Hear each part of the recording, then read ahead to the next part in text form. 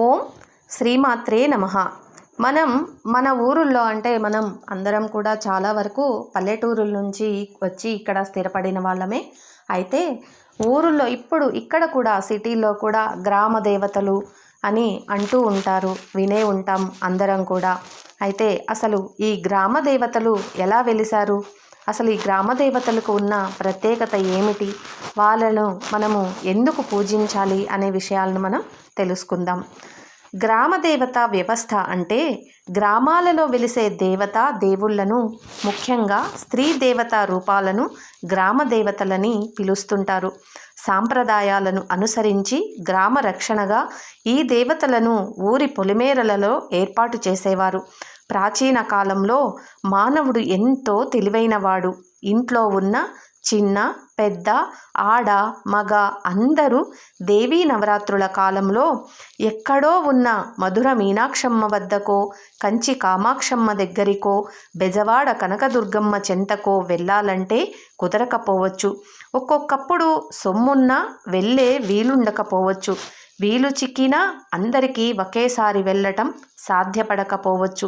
ఇలాంటి సందర్భాలలో అలాంటి వాళ్ళు అమ్మ దర్శనానికి వెళ్ళలేకపోయామే అని నిరాశ పొందకుండా ఉండేందుకు, ఎక్కడో ఉన్న తల్లిని ఇక్కడే దర్శించుకున్నామనే తృప్తిని పొందేందుకు గ్రామదేవత వ్యవస్థని ఏర్పాటు చేశారు పెద్దలు.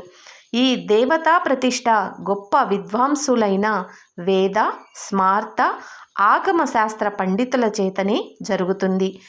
ఎవరికి నిజమైన భక్తి ప్రపత్తులతో పాటు అర్చకునిగా ఉండే తీరిక, ఓపిక ఉంటాయో అలాంటి వారిని వారి కోరిక మేరకు అర్చకులుగా నియమించారు పూర్వీకులు. అప్పటి నుంచి ఆ అర్చకుని వంశం వాళ్ళే ఆ గుడి బాధ్యతలను నిర్వహిస్తూ వస్తున్నారు. దేవతా విగ్రహ ప్రతిష్ట శాస్త్రీయంగా నిర్వహించబడింది కాబట్టి ఆ దేవతల కింద బీజాక్షరాలున్న యంత్రము సరైన ముహూర్తంలోనే వేయబడింది కాబట్టి గ్రామ దేవతలంతా శక్తి ఉన్న దేవతలే అవుతారు. భక్తుల కోర్కెలు తీర్చగలిగేవారవుతారు. అయితే ప్రతి సంవత్సరము ఆలయ ప్రతిష్ఠ జరిగిన ఆ నెల ఆ తిథి నాడు ఖచ్చితంగా విద్వాంసులను పిలిచి పవిత్రోత్సవాన్ని చేయించాల్సిందే. అలా చేయటం వలన అమ్మకి మన ద్వారా ఏదైనా అపవిత్రత కలిగి ఉంటే తొలగిపోతుంది అని పురాణ కాలం నుంచి విశ్వాసం. గ్రామదేవతల ఆవిర్భావం అసలు ఎలా జరిగింది అనగా, పంచభూతాలు అనగా గాలి, నీరు, అగ్ని, భూమి, ఆకాశము కారణముగానే ఈ ప్రపంచం అంతా కూడా ఏర్పడినది. అందుకని ఈ పంచభూతాలకి ప్రతీకలుగా 5 గ్రామ దేవతలను ఏర్పాటు చేశారు తొలి దశలో. పృథ్వీ దేవత, పృథ్వీ అంటే నేల, ఇది పంటకి ఆధారం. కుంకుళ్ళు బాగా పండే ప్రాంతంలో ప్రతిష్ఠించిన పృథ్వీని దేవతను కుంకుళ్ళమ్మ అన్నారు. గోగులు బాగా పూచే ప్రాంతంలో ఆ గోంగూర, గోగునార ఇవే వారి జీవన ఆధారం కాబట్టి ఆ పేరుతో గోగులమ్మని ఏర్పాటు చేశారు. జొన్నలు పండే చోట జొన్నాళ్ళమ్మ అని, నూకలు అంటే వరి పండే ప్రాంతాల్లో నూకాలమ్మ అని పిలుచుకున్నారు. మొదటిసారిగా పండిన పంటను ఆ తల్లికే నివేదన చేయటం, అర్చకునిగా ఉన్నవానికి అందరూ ఆ పంటను ఇస్తూ ఉండటం, దాన్నే సొమ్ముగా మార్చుకొని అతడు జీవించటం, ఇలా సాగుతూ ఉండేది వ్యవస్థ. పంట వేసేటప్పుడు కూడా ఆ తల్లిని ఆరాధిస్తే కానీ చేనికి వెళ్తుండేవారు కాదు. అన్నాన్ని పెట్టే తల్లి కాబట్టి అన్నమ్మ అని కూడా ఒక దేవత ఉంది. ఇక పంటలన్నీ చేతికందాక సుఖ సంతోషాలతో జాతర చేస్తుండేవారు. అదే ఇప్పటికీ అనేక గ్రామాలలో కొనసాగుతుండటం జరుగుతూ ఉన్నది. జలదేవత, జలానికి సంబంధించిన తల్లి గంగమ్మ, గంగానమ్మ.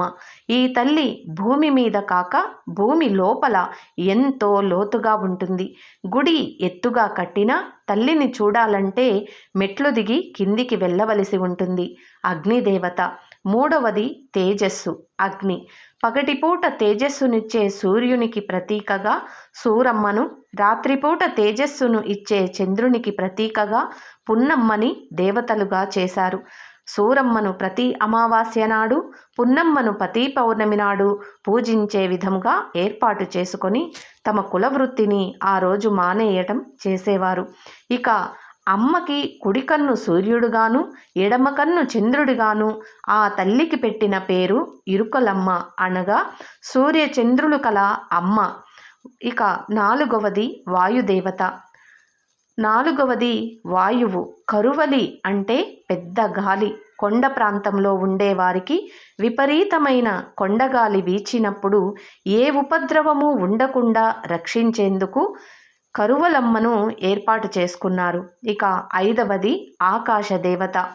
ఎత్తులో ఉన్నందున కొండమ్మను ఆకాశ దైవానికి ప్రతీకగా తీసుకున్నారు. పిడుగులు, మెరుపులు, గాలివాన ఇలాంటి వాటి నుండి రక్షించేందుకు ఈ తల్లిని ఏర్పాటు చేసుకున్నారు. గ్రామదేవత నామ విశేషాలు. మనం రకరకాల పేర్లతో పిలిచే ప్రతి గ్రామదేవత పేరు వెనుక ఒక పరమార్థం ఉంది. ఊరిని విడిచి పొరుగురు వెళ్ళే వ్యక్తుల రాకపోకల్ని గమనిస్తూ ఊరి పొలిమేరలో ఉండే తల్లి పొలిమేరమ్మ క్రమంగా పోలేరమ్మ అయ్యింది. ఎల్లా అంటే సరిహద్దు అని అర్థం. అందుకే ఎల్లమ్మ కూడా ఈ పనిని చేసేదన్నమాట. ఒక వ్యక్తికి జీవనభృతి కలిగించి పోషించే తల్లి పోచమ్మ అన్నమాట. ఎల్లమ్మ తల్లి తన భక్తులకి ఎటువంటి వ్యాధులు రాకుండా నివారించేదైతే పోచమ్మ పోషణ కలిగిస్తుంది. ప్రతి వ్యక్తికి ఇంతకాలము జీవించాలనే ఓ కట్ట అనగా అవధి ఏదుందో ఆ కట్టని మేయగల, ఆ అవధిని రక్షించగల అమ్మే కట్టమేయమ్మ, అంటే కట్టమేసే అమ్మ. కాలక్రమంలో కట్టమైసమ్మ అయ్యింది. స్వచ్ఛమైన అమ్మ అనే అర్థంలో అచ్చ అంటే స్వచ్ఛమని, సు ప్లస్ అచ్చ స్వచ్ఛ అనే రెండు పదాలు కలిసి అచ్చమ్మగా అయ్యింది. సాధారణంగా 15 ఊళ్ళకో దేవత ఉంటుంది. మా ఊళ్ళన్నింటికీ అమ్మ అనే అర్థంలో ఆమెను మా ఊళ్ళమ్మ అని పిలుస్తుంటే క్రమంగా అది మా ఊళ్ళమ్మ అయ్యింది. ప్రజల మనస్సులో పుట్టి ఏ కోరికనైనా మంచిదో కాదో తానే నిర్ణయించి కోరిన కోరికని తీర్చే బాధ్యతని స్వీకరించి భక్తులకు అండగా నిలిచే తల్లి తలుపులమ్మ. తలుపు అంటే ఆలోచన, వాటిని తీర్చే తల్లి తలుపులమ్మ. క్రమంగా ఈమె తలుపులమ్మగా మారిపోయింది. ఇంట్లో నుండి బయటికి వెళ్ళేటప్పుడు తల్లికి లేదా భార్యకి ఎలా చెప్తామో అలాగే ఆ తల్లిని ప్రార్థించి వెళ్ళటం చేస్తారు. శంకరునితో కలిసి అర్ధనారీశ్వర రూపంతో అమ్మవారు ఉండేది. ఆ కారణంగా శంకరుని మెడ మీద అనగా గలము మచ్చ కారణముగా అంకగలమ్మ ఆంకాలమ్మగా మారిపోయింది. పొలిమేరలో ఉండే మరొక తల్లి శీతలాంబ. ఈమె చేతుల్లో చీపురు చేట ఉంటాయి. తన గ్రామంలోని ప్రజలకు వ్యాధులను కలిగించే క్రిమి కీటకాలను, భయాన్ని కలిగించే భూత ప్రేత పిశాచ గణాలను గ్రామంలోనికి రాకుండా ఊడ్చి చేటలోకి ఎత్తి పారబోసేది ఈ దేవతే. పాములు బాగా సంచరించే చోటులో ఉండే దేవత తల్లి పుట్టమ్మ. ఈమె గుడిలో అనేక పుట్టలుంటాయి. అక్కడే సుబ్రహ్మణ్య షష్ఠికి అందరూ పుట్టలో పాలు పోస్తారు. ఈ తల్లికి నాగేశ్వరమ్మ అని కూడా అంటారు. పాము ప్లస్ అమ్మ పాపమ్మ అవుతుంది కాబట్టి ఈ తల్లికి పాపమ్మ అని కూడా అంటారు. సుబ్రహ్మణ్యేశ్వరుడు పేరు మీదే సుబ్బమ్మ కూడా దైవముగా ఉంది. బతుకుకి కావలసిన వర్షాన్ని, పంటని ఇచ్చే తల్లి బతుకమ్మ. గ్రామ ప్రజల మంచిని చూసే అమ్మ కన్నమ్మగా, ఎప్పుడూ సత్యాన్ని చూస్తూ ఉండే తల్లి సత్యమ్మగా, అలాగే పుల్లమ్మ వికసించిన కళ్ళున్న అమ్మ పుల్లమ్మ. ప్రతి విషయాన్ని ఎంతో శ్రద్ధగా పరిశీలించి చూస్తుంది కాబట్టి ఆమె పుల్లమ్మ అయ్యింది. ఇక ప్రతి శుభకార్యానికి నైవేద్యాన్ని అర్చించుకునే చోటు ఉన్న తల్లి అర్పణమ్మ. అర్పణలమ్మ క్రమంగా అప్పలమ్మగా మారిపోయింది. బెల్లము బాగా ఉన్న ప్రాంతాలలో ఈ తల్లికి అప్పాలు బాగా ఇష్టమంటూ భావించే భక్తులు అప్పాలమ్మ కాస్త అప్పలమ్మగా మార్పు చెందింది. అమ్మవార్ల ఊరేగింపులో అన్నింటికన్నా చిన్నది బాలా త్రిపుర సుందరి విగ్రహానికి సమమైన ఉజ్జి అయినది పెంటి ప్లస్ అమ్మ, పెంటమ్మ. భోజనాన్ని అందించగల తల్లి అనే అర్థంలో బోనములు అమ్మ, బోనాలమ్మ.